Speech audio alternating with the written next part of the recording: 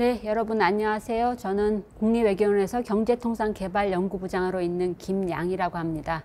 오늘 이 자리에서 여러분께 최근에 상당히 뜨거운 감자, 화두가 되고 있는 경제안보 시대의 IF의 이해라고 하는 것에 대해서 여러분께 간단하게 제 소회를 말씀드리는 시간을 갖게 된 것을 아주 기쁘게 영광으로 생각합니다. 오늘 제가 여러분과 함께 나눌 얘기는요, 간단하게 목차를 한번 보시면은 지금 우리를 둘러싼 환경이 급속하게 변화하고 있습니다. 그런 대외 환경 변화를 먼저 이해하시는 게 순서가 될 것 같고요.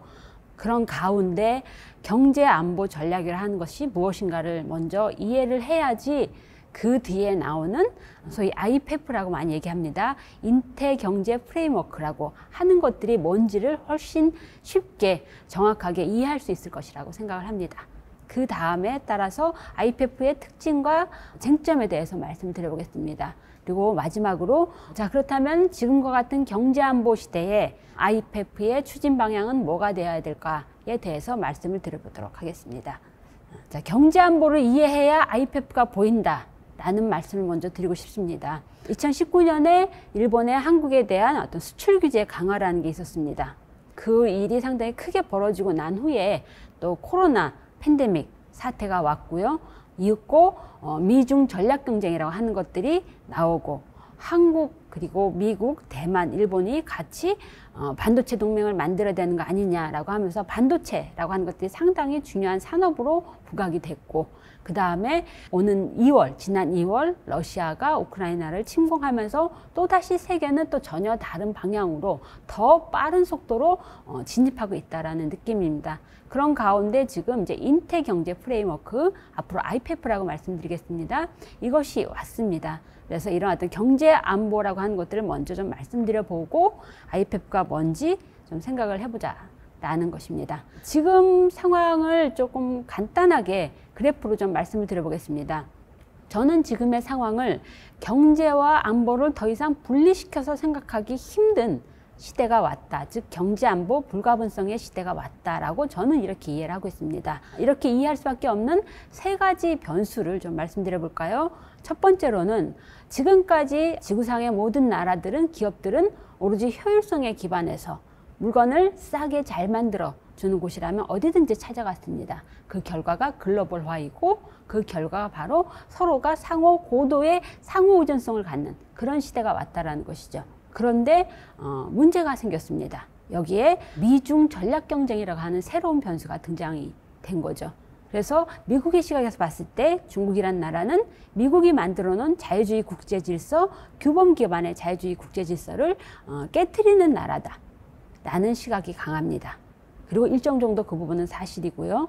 그 다음에 지금은 단순히 무역 경쟁이라든가 기술 패권 경쟁이 아니라 가치 및 이념까지도 대립하는 그런 어떤 전략 경제의 단계로 나와 있습니다. 그러다 보니까 이제는 과거에 효율에 기반해서 아주 상호전성을 높여왔던 것들이 오히려 질곡이 되고 문제가 되는 상황이 도래한 거죠. 그게 뭐냐? 바로 상호의존성의 무기화입니다. 예를 들면 이런 겁니다. 중국이 일본에 대해서 히토류 수출을 금지시켰죠.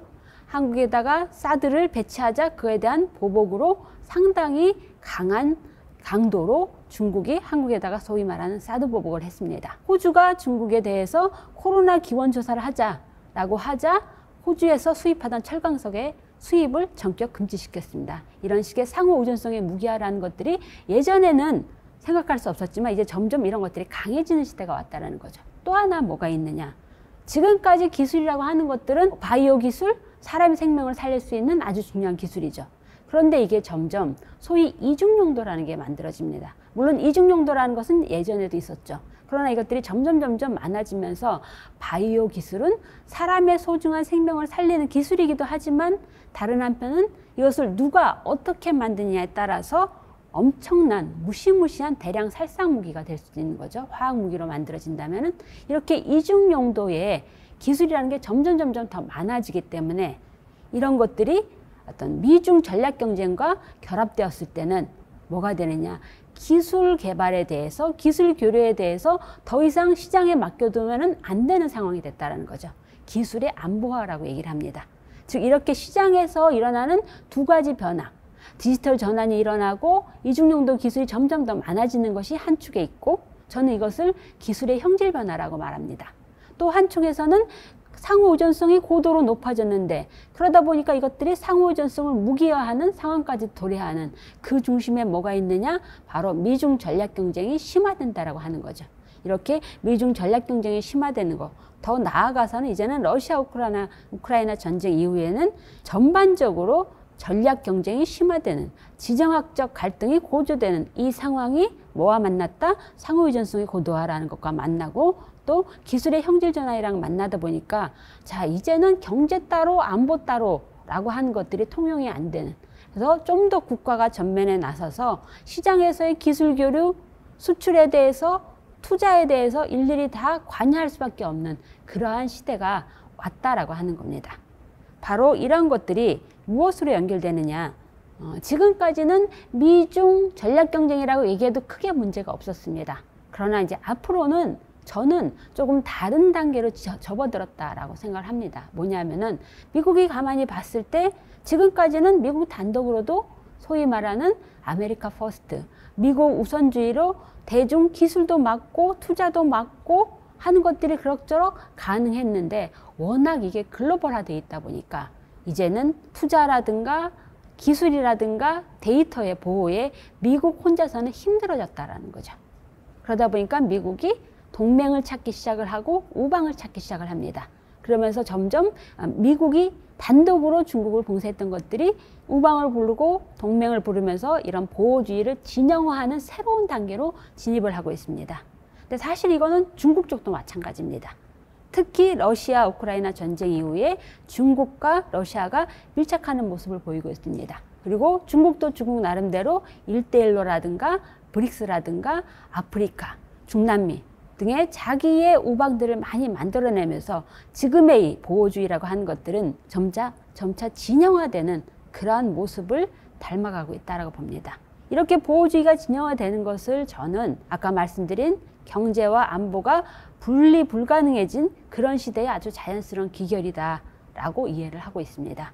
자, 그렇다면 이런 보호주의 진영화라고 하는 미국이 주도하는 새로운 전략이 투사된 것이 뭐냐? 바로 저는 공급망 재편, 미국이 주도하는 공급망 재편이고 그 미국이 주도하는 공급망 재편에 아까 말씀드린 미국의 보호주의 진영화 전략에 투사된 것을 신뢰 가치 사슬의 구축이다라고 하는 개념으로 설명하고 싶습니다. 신뢰 가치 사슬이라는 개념, 그 다음에 보호주의 진영화라는 개념은 이제 제가 만들어낸 개념입니다. 참고로 보시면은 아까 제가 말씀드렸던 보호주의 진영화라고 하는 것들이 어떻게 나타나느냐, 이 그림을 한번 보실까요? 미국의 입장에서는 처음에는 미국 단독으로 대중봉쇄를 해보려고 했습니다. 근데 여기서 역부족을 느꼈다라는 거죠. 왜냐하면은 기술의 보호라든가 데이터의 보호, 이런 것들이 이제 미국 단독으로는 힘들 정도로 워낙 상호 의존성이 고도화됐기 때문입니다. 그래서 처음에 단독을 하려고 했던 것들을 안 되겠다 해서 일본과 같이 하자, 한국과 같이 하자 하면 점점 선을 만듭니다. 그러다가 이것 갖고도 안 되겠으니까 이제는 이 선을 면으로 확장시킵니다. 그것이 바로 쿼드이고 우리가 이따가 보려고 하는 IPEF이고 또 다른 한편으로는 오커스라고 하는, 사실 오커스는 처음에는 일종의 안보 협력체로 만들어졌지만 점차 여기서도 IPEF에서 다루는 것과 유사한 것들을 이제 최근에는 다루기 시작을 합니다. 또 다른 한편에 미국은 또 EU의 27개국과 함께 미국 EU 투자기술위원회라고 하는 것들을 만들어내고 있습니다.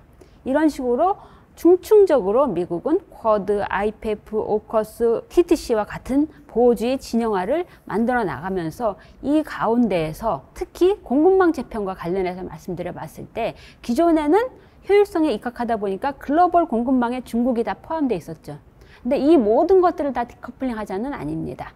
이 중에서 특히 미국이 중시하는 첨단 기술이라든가 이중 용도의 언제든지 군용으로도 쓰일 수 있는 민간 기술, 이런 이중 용도의 품목에 한해서만 자신이 신뢰 가능한, 믿을 수 있는 동맹이나 우방과 같이 새롭게 만들고 거기서 중국은 배제하려고 하는 전략, 이것이 바로 신뢰 가치 사슬이다라고 저는 이해를 하고 있습니다.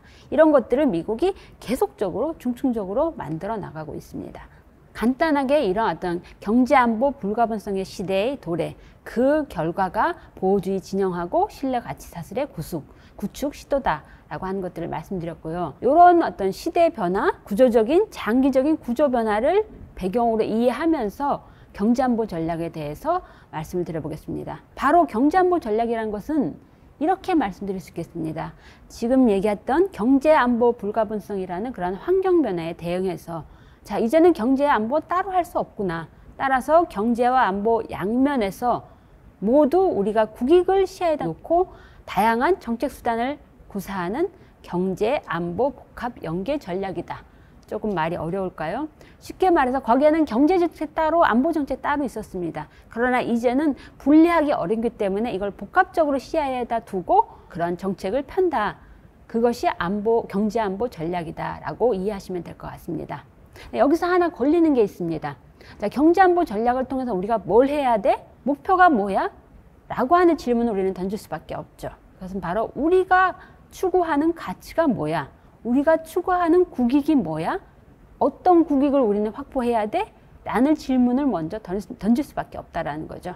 그래서 저는 이런 국익을 추구한다라는 관점에서 그 국익이 뭐야? 라고 하는 점을 좀 먼저 개념적인 할 필요가 있다라고 생각을 합니다. 그랬을 때 우리가 우리의 국익을 어떻게 정의하지? 먼저 한국이 어떤 나라야 하는 자기 자신을 객관화시키는 노력. 그래서 한국의 정체성에 기반하고 우리가 잘하는 것은 뭐고 또 약한 것은 뭐지? 한 것들을 생각해 보되 여기 현재에 머무르지 않고 좀 더 미래를 바라보고 미래지향적으로 우리가 나아가야 될 방향을 생각하는 그렇게 정체성과 강점에 기반하면서 미래지향적인 국익을 추구한다라는 그런 입장을 취할 필요가 있다라고 생각을 합니다. 자, 그럼 우리의 정체성은 뭘까요? 정체성이자 강점은 우리는 제조업 강국입니다. 또한 개방적인 통상대국. 그래서 우리는 자유시장을 필요로 하고 어디서든지 막히지 않는 수출시장을 필요로 합니다. 그 다음에 우리는 또한 디지털 강국이기도 합니다. 물론 아직 취약점이 있긴 하지만 상대적으로. 또한 우리는 인권, 민주주의 이러한 가치들을 표방하는 그러한 선진국입니다. 이러한 우리의 어떤 정체성이라든가 강점에 기반하되 또 하나 우리가 갖고 있는 좀 과도한 대외 의존성. 어쩔 수 없죠. 이런 부분들을 약점으로 지니고 있다라는 것에서 출발해야 된다라고 생각을 합니다. 또 하나 우리는 분단국입니다. 그 다음에 우리는 주변에 세계 패권 국가들이 다 모여 있습니다. 그런 지정학적 단층선의 최전선에 입지하고 있는 한국이라는 나라는 그것이 우리의 취약점인 동시에 우리가 어떻게 하냐에 따라서 우리의 레버리지를 올릴 수 있는 강점이 될 수도 있다라고 생각을 합니다. 발상의 전환이 필요하죠. 이렇게 우리의 정체성을 규정했을 때 그렇다면 우리의 입장에서는 규범 기반의 자유주의 질서, 그 다음에 우리가 자유롭게 무역하고 투자할 수 있는 공정한 경쟁 여건을 조성하는 것, 그 다음에 경제의 자율성과 회복력을 확보하고 그 다음에 지속 가능성을 추구하면서 우리가 지지하는 가치, 평화, 인권, 민주주의 가치를 지지하고 추구하는 것이 한국의 포괄적인 국익 확보에 기여한다 라고 일단은 정의 내리고 출발해야지 앞으로 우리가 그럼 뭘 해야 돼? 어떻게 해야 돼? 라는 걸 생각할 때 이것이 우리의 기준점이 될 수 있다라고 생각을 합니다. 자, 그래서 조금 복잡해질 수는 있는데 아까 말씀드린 우리의 국익에 기반해서 어떻게 경제안보 전략을 추진해 나갈 것인가 라는 차원에서 봤을 때 접근 방식을 이렇게 생각할 수 있을 겁니다. 과거에는 외교 따로 안보 따로 경제 따로였지만 이제는 우리가 원하는 외교 안보적인 목표 달성을 위해서 경제적 수단을 활용하거나 아니면은 그렇게 외교 안보적인 목표 달성을 위해서 움직였을 때 그것에 의해서 수반되는 경제적인 리스크가 뭔지를 생각하는 것. 예컨대 이겁니다. 우리는 기본적으로 분단국가이고 그 지정학적인 단층선에 있으면서 한미동맹을 상당히 중요시할 수밖에 없습니다. 그걸 기본으로 할 수밖에 없습니다. 그래서 한미동맹을 강화하기 위한 하나의 수단으로 한미 반도체 협력을 더 잘하는 것. 이렇게 이해할 수 있겠죠. 마찬가지로 반대로 경제적 목표 달성을 위해서 외교안보적 수단을 활용하거나 그에 따른 외교안보적 리스크를 고려한다라는 것. 그 다음에 또 하나는 복합적으로 경제안보적인 목표 달성을 위해서 경제와 안보를 연계한 수단으로 활용한다거나 그에 따른 경제안보적 리스크를 고려하는 것. 요 구체적인 사례는 뒤에 가서 다시 한번 또 조금 말씀을 드려보겠습니다. 그런데 여기서 하나 우리가 또 분명히 짚고 넘어가야 될 게 있습니다. 뭐냐면은 저는 개인적으로 경제안보를 너무 과하게 확대 해석해서 적용하는 것에 대해서는 조금 우려를 갖고 있습니다. 기존에 경제 따로 안보 따로 해왔던 것과 경제와 안보를 연계시켜서 사고할 수밖에 없는 것들은 분리해내야 되고 그래서 경제안보 전략으로 다루는 범위는 최대한 저는 좁을수록 좋다라고 생각을 합니다. 그래야 우리가 제한된 정책 자원을 경제안보 전략에 선택과 집중해서 좀 더 효율적으로 쓸 수 있고, 그렇게 해야 더 중요하게 우리가 굳이 경제안보적인 리스크를 스스로 만들어내는 그러한 일을 만들지 않을 수 있고, 또 하나는 너무 과하게 경제안보를 오남용하면서 그에 따른 어떤 외교적인 비용을 초래할 수도 있다. 그런 부분을 최소화하기 위해서라도 우리는 기존의 경제와 안보 따로 했던 통상적인 리스크 관리는 좀 구분하고 경제안보에 조금 포커스를 최소한 좁혀서 추진하는 것이 저는 필요하다라고 생각을 합니다. 또 하나 강조하고 싶은 것은 지금 경제안보 시대, 아까 말씀드렸던 이제 보호주의가 진영화되어 나가는, 더 이상 자유무역은 힘들어졌고 이제 글로벌화는 사실상 종언을 고한 이 시대를 너무 비관적으로만 보지 말고 우리가 거부할 수 없는 커다란 파고가 지나가고 있다라고 생각하면은, 자, 그 파도 위에 올라타는 것도 하나의 방법이 될 수 있습니다. 그것이 바로 경제안보 시대가 만들어내는 새로운 기회를 포착하는 거다라고 저는 생각을 합니다. 예컨대 한국은 제조강국이다라고 하는 것들을 우리가 새삼 이번에 발견했습니다. 뭐냐? 작년에 한미 정상회담을 개최하면서 한국은 미국이 아주 중요하게 생각하는 핵심 4대 품목 중에 3개를 다 제조할 수 있는 지구상의 유일한 나라라는 아주 놀라운 사실을 깨달았습니다. 미국이 얘기하는 4대 핵심 품목은 반도체, 전기차용 대용량 배터리, 그 다음에 히토류, 그 다음에 백신 위탁 생산입니다. 물론 백신 위탁 생산은 제조뿐이고 위탁 생산이기 때문에 우리가 어떤 고도의 바이오 관련된 기술을 가지고 있는 것은 아닙니다. 그러나 어쨌든 이런 3가지의 어떤 첨단 제조 기술을 요구하는 산업에서 한국이 다 잘할 수 있다는 것은 상당한 우리의 강점이고, 앞으로 우리가 경제안보 전략을 펴나가는 데 있어서 상당히 중요한 레버리지가 될 수 있다, 카드가 될 수 있다는 점을 좀 말씀드리고 싶습니다. 그런데 사실은 미국 시장에서 중국을 막아줌으로써 한국이 미국 시장에서 반도체라든가 대용량 배터리라든가 바이오 위탁 생산을 할 수 있는 하나의 기회를 잡아냈다라는 거죠. 이런 부분들을 한번 좀 긍정적으로 생각해 볼 수가 있습니다. 그 다음에 디지털 전환이라든가 청정에너지를 만들어낸다든가 재생에너지를 만들어낸다든가 하는 그린 전환과 결합해서 사실 공급망의 안정성을 제고하는 것, 그 다음에 중소기업이 기왕이면은 이전에 어떤 협소한 디지털 통상이 아니라 디지털 경제로의 새로운 어떤 전환 프레임에 맞서서 중소기업도 과거에는 수출하지 못했던 시장에 어떤 디지털화를 통해서 전자상거를 통해서 좀 더 수출할 수 있는 기회를 만든다든가 하는 것도 우리가 적극적으로 우리가 만들어낼 수 있는 기회로 활용할 수 있는 여지가 있다라는 거죠. 좀 더 긍정적으로 생각해 본다면은, 이렇게 상당히 재밌는 내지는 아이러니한 점은 보호주의가 진영화되는 것은 동시에 진영 간의 보호주의를 의미하지만 진영 내에서는 진영 간의 보호주의로 인해서 새롭게 무역이 만들어지는, 새롭게 투자가 만들어지는, 즉 진영 내의 무역 자유화랑 동시에 진행된다라는 아주 재밌는 측면이 있습니다. 그래서 이런 부분들을 적극 우리가 좀 발굴해낼 필요가 있지 않을까라는 말씀을 드립니다. 경제안보 전략을 추진한다라고 했을 때 짧게 간단히 좀 말씀드려 보면은, 우리가 좀 더 주도적으로 끌려다니지 말고 끌려가지 말고 우리가 좀 더 주도적으로 우리가 갖고 있는 강점을 많이 개발해내면서 주도성을 발휘하는 것. 그 다음에 우리는 통상 국가이고 개방을 필요로 하는 국가입니다. 따라서 이런 개방성을 계속 견제하는 것. 그 다음에 우리 단독으로 만들 수 있는 것, 우리 단독으로 풀 수 있는 것은 사실상 없습니다. 그래서 늘 국제협력, 연대를 중시하는 입장을 가지고 있어야지 우리의 문제 해결 능력도 높아지고 또한 우리의 협상력도 높아진다. 그 다음에 우리만 잘 먹고 잘 살겠다가 아니라 함께 어떤 그런 경제안보 전략의 과실을 나누려는 그런 어떤 포용성이 필요하다라는 것. 그 다음에 너무 급격하게 바꾸려고 하다 보면은 거기에 따르는 코스도 점점 커질 수밖에 없습니다. 그래서 불가피하게 조금 점진적으로 추진해 나가면서 소프트 랜딩이 되도록 하는 것들이 필요하다. 그 다음에 경제안보 전략은 우리도 처음입니다. 우리는 지금 세계 10위 경제권이 됐습니다. 지금까지는 많이 따라오는 데 급급했다면은, 다른 나라들이 만들어 놓은 질서를 따르는 데 급급했다면, 이제는 우리가 만들어갈 수밖에 없는 새로운 시대가 만들어졌기 때문에 과거보다 창의성을 발휘하는 그런 것들이 너무너무 중요해졌다라는 말씀을 드리고 싶습니다.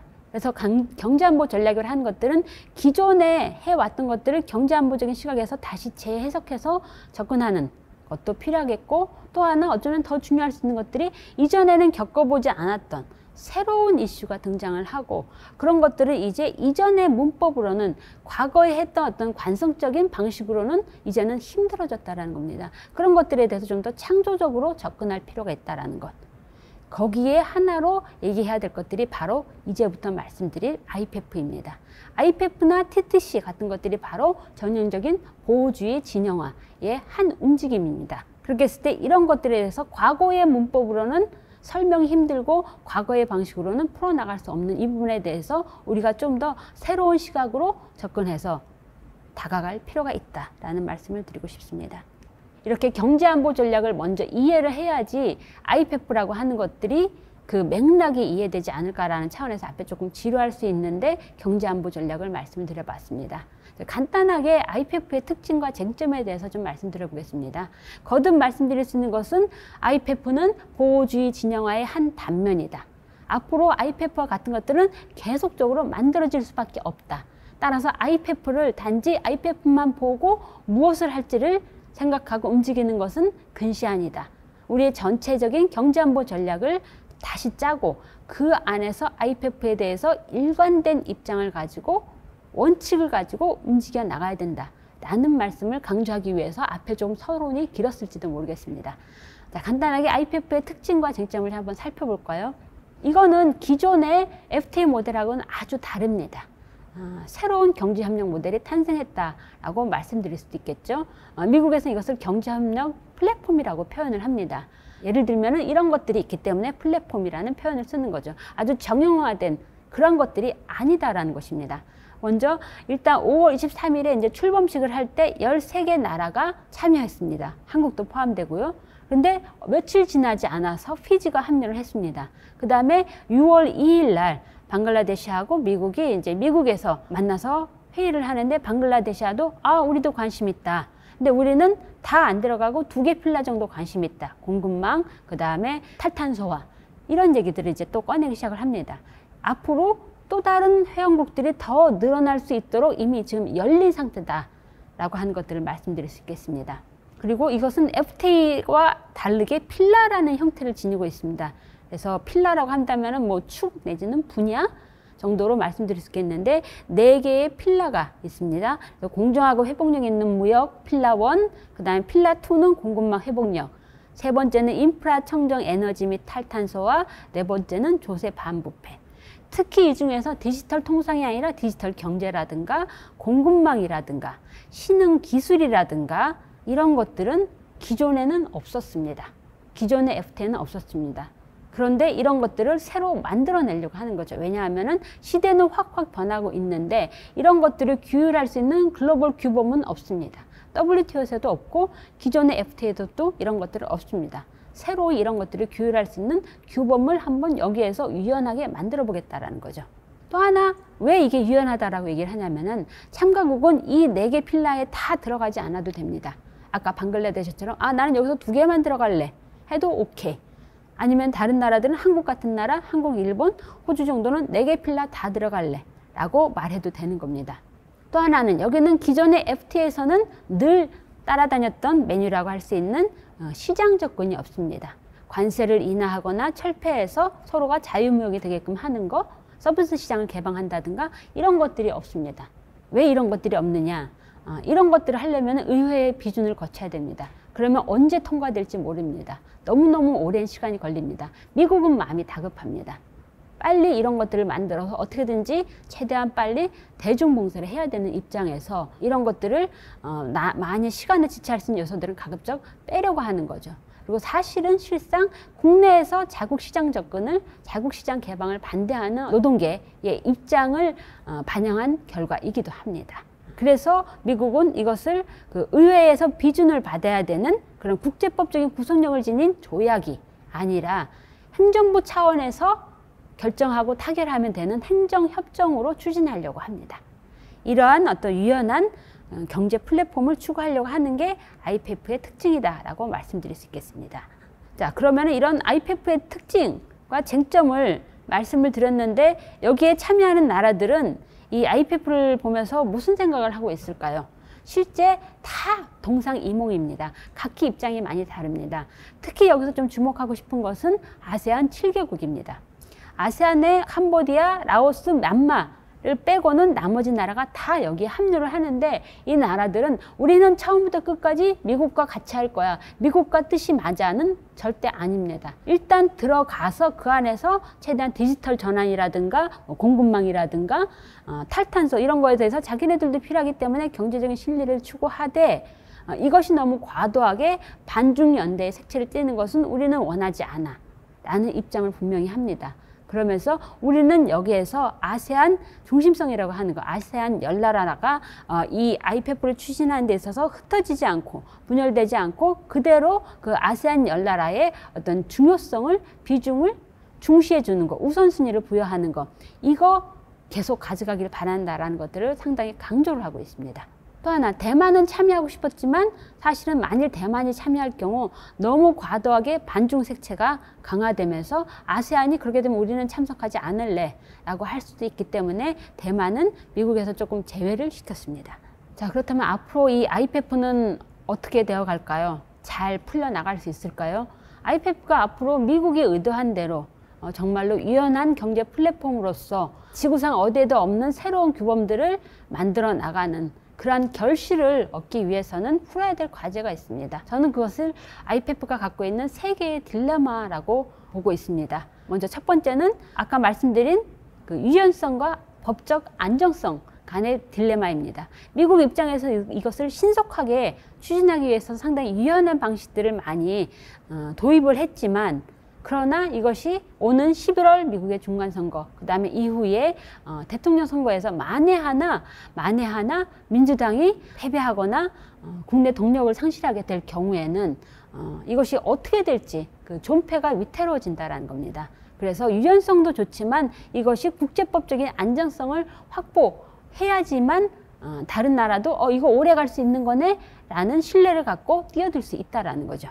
다음은 개방성과 폐쇄성 간의 딜레마입니다. 미국은 표면적으로는 이것을 통해서 어떤 자유주의 국제 질서를 잘 만들어내야 된다라고 얘기를 하지만 그러면서 또 돌아서서 자국의 시장은 또 문을 닫고 아직 열지 않으려고 하고 있습니다. 그래서 이런 것들이 해결되지 않으면은 특히나 개도국의 입장에서는 미국으로 수출이 더 많이 될 수 있다는 것에 대한 기대감이 큰데 이런 것들이 풀어지지 않았을 때는 쉽게 지속하기는 어려울 수도 있겠다. 라는 생각이 듭니다. 마지막으로 포용성과 통합성 간의 딜레마를 풀어야 된다라는 점입니다. 미국은 지금 아세안 10나라를 다 포용하겠다라고 얘기를 하고 방글라데시아도 들어오겠다고 얘기하고 피지도 들어온다라고 합니다. 그러면 이 IPEF 안에 경제 수준, 발전 격차라는 게 너무나 커집니다. 이런 모든 나라들의 같이 가겠다라는 포용성은 좋은데 그런 속에서 과연 수준 높은 새로운 무역 규범, 투자 규범을 만들어낼 수 있겠는가? 세상에는 없는 공급망 협력이 과연 가능하겠는가? 쉽지 않을 거다라는 겁니다. 그래서 이런 세 가지 딜레마를 미국이 그다음에 다른 나라가 함께 어떻게 풀어갈 것인가가 IPEF가 앞으로 발전할지 아닐지를 보는 데서 상당히 중요한 관건이 될 거다라고 저는 생각하고 있습니다. 자, 그렇다면은 마지막으로 한국은 앞으로 IPEF를 어떻게 풀어나가야 될까요? 앞으로 어떤 생각을, 어떤 입장을 갖고 IPEF 협상에 임해야 될까요? 라는 부분에 대해서 한번 마지막으로 말씀드려 보겠습니다. 먼저 우리의 입장에선 한국의 국익에 부합하는 그 국익이 뭔지는 일단 앞에서 말씀드렸습니다. 그 국익에 대해서는 다시 우리가 바꿀 수 있습니다. 그러나 분명한 것은 우리의 입장, 원칙을 분명히 가져야 된다라는 그러한 부분입니다. 한국의 국익에 부합하는 IPEF 추진 목표, 협상 목표 이런 것들을 분명하게 가져야 된다라는 것들을 말씀드리고 싶습니다. 이때 우리가 유념해야 될 부분들은 저는 두 가지라고 생각을 합니다. 첫 번째는 우리는 특정국을 지지하거나 특정국을 반대하는 게 아니라 우리의 국익에 기반하는 우리의 원칙, 입장이 있기 때문에 바로 그런 특정 가치를 지지하는 것이다 라는 입장을 분명히 할 필요가 있다고 생각합니다. 그래서 우리가 추구하는 그 가치를 공유하는 나라, 함께 할 수 있는 나라라면 어떤 나라든지 함께 할 수 있다라는 것. 이 부분을 좀 분명히 할 필요가 있다고 생각을 하고요. 두 번째는 미국의 의도한 바가 있어서 거기에 우리가 끌려가는 게 아니라 미국의 의도는 있고 그와 별개로 우리의 의도도 따로 있어서 양자를 분리시키는 것. 그리고 분리했지만 우리의 의도와 미국의 의도 내지는 우리의 의도와 다른 참여국의 의도 중에서 공통 분모가 있다면은 그것을 찾아내서 서로 윈윈이 되는 협상을 하고 협력 의제를 만들어내는 것. 이것이 우리가 가져야 될 기본적인 어떤 입장, 태도가 아닐까라고 생각을 합니다. 그런 관점에서 앞으로 우리가 IPEF를 경제안보적인 시각에서 봤을 때 이것을 통해서 우리가 어떻게 경제안보적인 기대효과를 최대화할 수 있을 것인가. 그 다음에 마찬가지로 경제안보적인 기대효과를 얻는 동시에 그로 인한 리스크를 생각해 봤을 때 그것을 최소화하기 위해서는 어떻게 할 것인가 라는 차원을 좀 생각해 볼 필요가 있겠죠. IPEF에 들어간다고 했을 때 물론 그대로 얻어지는 것은 아닙니다. 그러나 들어간다라고 했을 때 그 안에서 우리가 조금 그나마 기대할 수 있는 것 저는 4가지가 있다라고 생각을 합니다. 첫 번째로는 우리는 지금까지 글로벌 규범을 만들어 나간 데 있어서 소위 그냥 수용자였을 뿐이었습니다. 룰 테이커에 불과했죠. 그러나 이제는 우리도 그 누구도 만들어지지 않은 어떤 공급망이라든가 디지털 경제라든가 수출 통제를 좀 더 고도화시키는 이런 부분에 있어서 우리도 아주 중요한 이해관계를 갖고 있습니다. 그리고 마침 IPEF는 우리가 이미 만들어진 CPTPP에는 들어간다 한들 우리가 거기서 뭔가 새롭게 규범을 만들 수 있는 여지는 사실상 거의 없습니다. 그러나 IPEF는 이제는 새로 만드는 단계이고 여러 나라들이 같이 머리 맞대고 만들어보자라는 입장일 때 기왕이면 우리도 들어가서 이런 국제 규범, 표준을 만들어보는 훈련을 하는 것, 그런 규범을 만들어내는 어떤 능력을 배양하는 것, 이런 어떤 중요한 어떤 기회의 창이다라고 저는 보고 있습니다. 그런 면에서 IPEF는 상당히 의미가 있다. 우리가 굳이 안 들어갈 필요가 하등 없다. 일단은 들어가는 게 필요하다라고 생각을 합니다. 두 번째로는 IPEF 안에는 우리 경제에 필요한 그 많은 것들을 갖고 있는 나라들이 적지 않습니다. 시장이 그렇고 희귀 광물이 그렇고 기술이 그렇습니다. 그랬을 때 IPEF 참가국은 한국 경제의 미래에 불가결한 기술 시장 자원을 갖고 있는 나라들이기 때문에 이들 나라들과 협력하는 것은 당연한 것입니다. 그것이 우리의 경제적 실리에 부합한다는 것이죠. 세 번째로는 IPEF 안에 참여하는 아세안 7개국. 아세안과 한국은 해야 될 것들이 참 많습니다. 개발협력, 경제, 산업, 기술, 통상 협력, 나아가서 우리가 과도하게 지금까지는 다분히 주변 4대 국가하고의 어떤 외교에 사실상 한정되어 있었는데 우리의 외교 저변을 확대시키는 차원에서 아세안과의 협력은 너무너무 중요합니다. 그 협력을 할 수 있는 중요한 발판이 만들어졌다라고 하는 것. 물론 RCEP도 있습니다. 그러나 RCEP에는 지금 당장 새로운 환경 변화에 맞추는 새로운 어떤 규범, 제정 여지는 거의 없습니다. 이런 것들을 IPEF에서 추구할 수 있다는 것. 물론 저절로 되는 것은 아니나 그런 기회의 창이 될 수 있다는 것. 마지막으로 IPEF에는 좀 더 높은 수준에서 일본과 지금 현재는 사실 과거사 갈등으로 거의 서로 상당히 최악의 관계에 놓여져 있지만 그런 한일 관계를 다시 미래지향적으로 전환시킬 수 있는 중요한 계기가 될 수도 있다. 물론 하기 나름입니다만 이런 기대 효과가 있다라는 부분을 저는 강조를 하고 싶습니다. 그러나 저절로 되는 것은 아닙니다. 아까 말씀드렸던 그 3가지 딜레마를 풀기 위한 공동의 노력이 분명히 있어야만 가능하다라는 부분을 말씀드리고 싶습니다. 또한 우리가 거기 IPEF에 들어간다고 했을 때 많은 분들이 고민하게 되는 것들이 여기에서 배제되는 중국하고의 관계를 어떻게 설정할 것인가. 행여 중국이 예전처럼 사드 보복 같은 걸 하지 않을까 라는 우려를 많이 하고 계십니다. 저는 이 부분에 대해서 이렇게 말씀드리고 싶습니다. IPEF가 국익에 부합한다면 우리가 거기에 들어가는 게 우리의 이익에 보탬이 된다라고 한다면은 들어갈 수밖에 없다. 그게 주권국가 한국이 해야 될 일이다. 그러나 그에 따른 손실은 최소화하기 위한 노력은 분명히 필요합니다. 우리는 한국과 중국이 아무것도 안 하는 게 아닙니다. 한중 FTA를 좀 더 높은 수준으로 발전시키고 마찬가지로 한국, 중국, 일본이 들어가 있는 RCEP을 조금 더 발전시키는 것. 그 그 다음에 한국뿐 아니라 중국도 CPTPP 참여하겠다라는 얘기를 했거든요. 그러면은 한국과 중국이 CPTPP 들어갈 수 있는 역량을 고도화하는 차원에서 RCEP 내에서도 조금 더 높은 수준의 규범 제정을 한다든가 높은 수준의 어떤 시장 개방을 한다든가 하는 것들도 가능하다. 이런 것들이 한국과 중국이 CPTPP 들어갈 수 있는 역량을 키우는 것이고, 종국에는 중국도 여건만 허락한다면 IPEF에 들어올 수 있는 그런 어떤 역량을 만드는 것이다 라고 저는 생각을 합니다. 저는 개인적으로 중국이 한국이 IPEF에 들어간다 해서 한국만 딱 집어서 보복을 하는 그런 것들은 하지 않을 거다라고 감히 말씀드립니다. 왜냐하면 우리만 참여하는 게 아닙니다. 14개 나라들이 참여하는데 그중에 한국만 집어서 보복을 한다라는 것은 저는 중국 입장에서는 그다지 일단 명분도 취약하거나 그다지 얻을 수 있는 이익도 없을 거다라는 생각을 합니다. 또 하나 중요하게는 IPEF 내에서 우리가 미국만을 어떤 추종한다라는 이런 개념이 아니라 그 안에서도 다수의 우리와 뜻맞는 파트너를 확보를 하면서 미국과 중간 사이에서 우리의 자율적인 공간을 확보하는 이런 노력도 상당히 필요할 거다라고 봅니다. 그리고 앞으로 우리는 IPEF를 추진해 나간 데 있어서 계속 강조할 수밖에 없는 것은 좀 원칙 있고 일관된 대응을 하는 것.